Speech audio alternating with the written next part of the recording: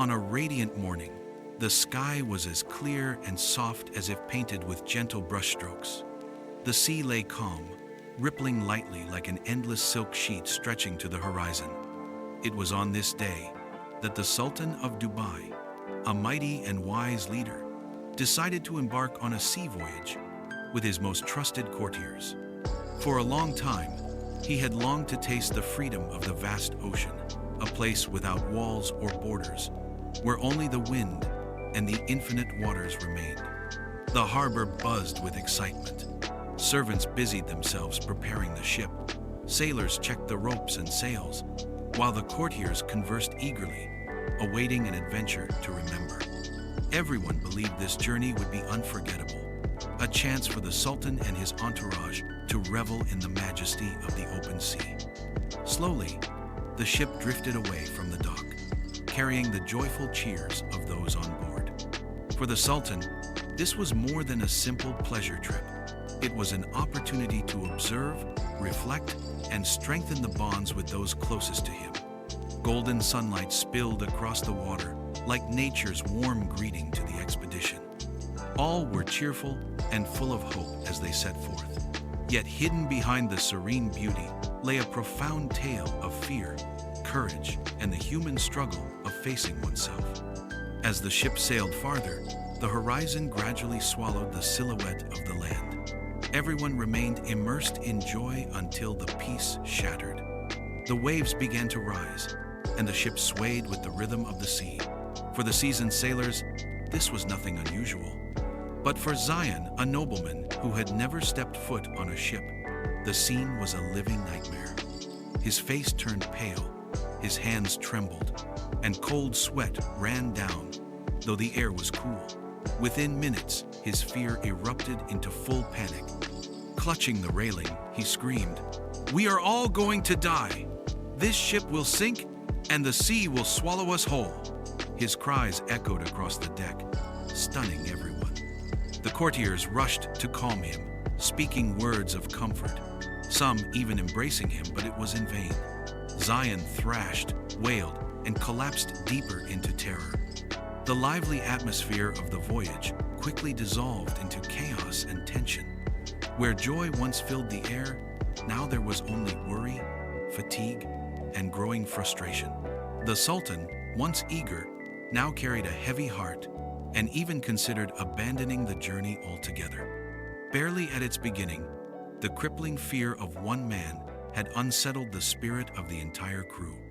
2 days passed at sea.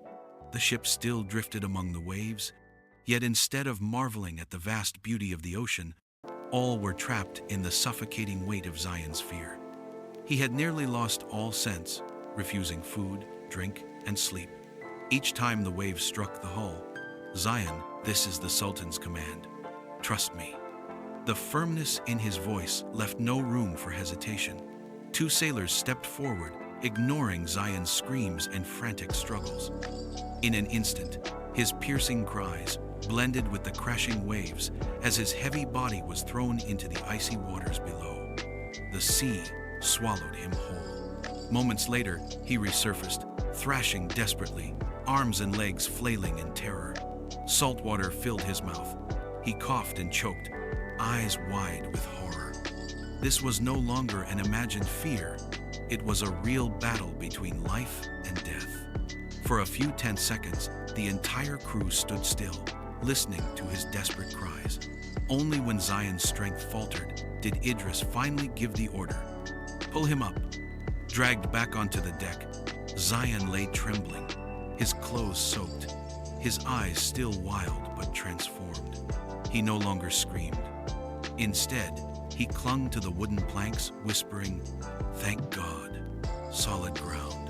He sprawled across the deck, shivering, breath ragged, as though he had just escaped the scythe of death. Everyone around him watched in silence, waiting for his next reaction. But contrary to expectation, he did not wail or resist again. His trembling hand brushed against the sturdy deck, and he whispered softly, "Thank you, Lord. So firm, so safe." His eyes no longer reflected blind panic, but gratitude. Zion embraced the wooden floor like a child clinging to a mother's arms after a nightmare. From that moment, his hysterical fear dissolved. He lay quietly, listening to the waves as if they were music, not the call of death. The sailors exchanged glances, then looked at Idris with awe. What seemed like cruelty had, in truth, transformed a man. The Sultan exhaled deeply, filled with both relief and wonder. For the rest of the voyage, Zion was a different man. He ate, slept, and even smiled, sometimes gazing silently at the sunset over the sea, as if seeing its beauty for the very first time. His fear remained, but it was tamed, turned into reverence and gratitude. The ship sailed on, no longer burdened by chaos, but filled with laughter and peace. Zion had learned a lesson he would never forget.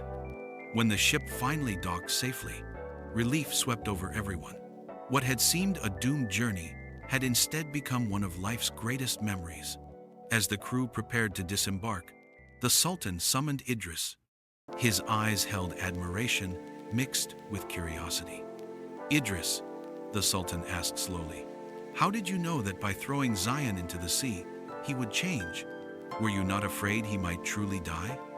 Idris bowed slightly, his gaze fixed on the shimmering horizon where the sun kissed the sea. A faint, bittersweet smile crossed his aged face. "Your Majesty, I knew, because I once endured the same thing, not at sea, but in my own heart." Silence fell as all leaned in to listen.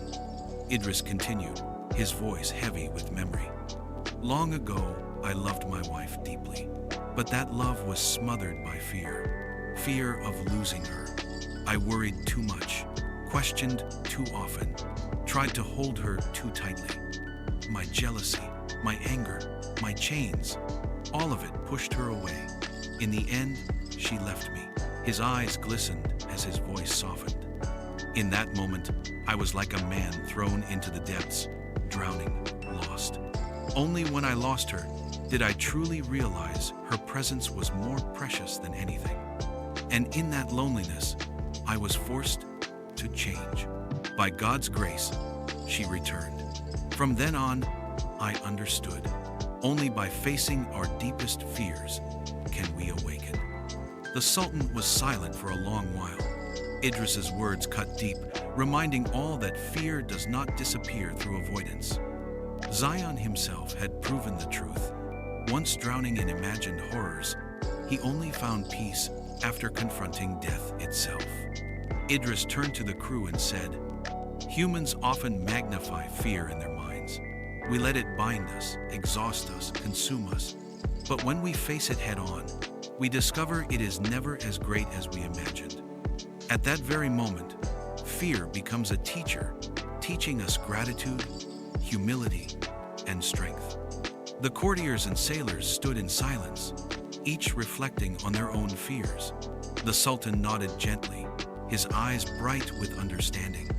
That voyage was no mere journey across the sea, it was a journey of the soul. It left behind a truth carved deep into every heart. Fear is not meant to be escaped, but to be faced. And only in facing it do we uncover our true strength.